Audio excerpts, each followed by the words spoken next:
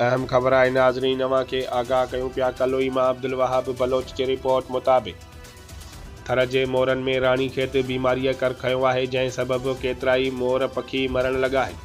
तालका कलोई जे ॻोठ खोही मोरा में 4 मोर पखी राणीखेत बीमारीअ विघे मरी विया आहिनि, जंहिं करे केतिराई मोर पखी बीमारीअ में तड़पी रहिया आहिनि। उन सिलसिले में ॻोठाणनि जनरल सूफ़ी महमद हसन नेड़ियो, सिकंदर नेड़ियो, मेवो नेड़ियो ऐं ॿियनि मीडिया सां ॻाल्हाईंदे चयो त मोर पखियुनि में तेज़ीअ सां राणीखेत बीमारी पखिड़िजी वई आहे ऐं केतिराई मोर पखी ॻोठाणनि पंहिंजी मदद पाण तहत मोरनि जूं घरनि में पेनाडोल गोरियुनि वसीले इलाज करे रहिया आहिनि। हुन चयो त मोरनि खे पहिरियां फेरी थिए थी, उनखां पोइ तड़पी तड़पी मरी वञनि था।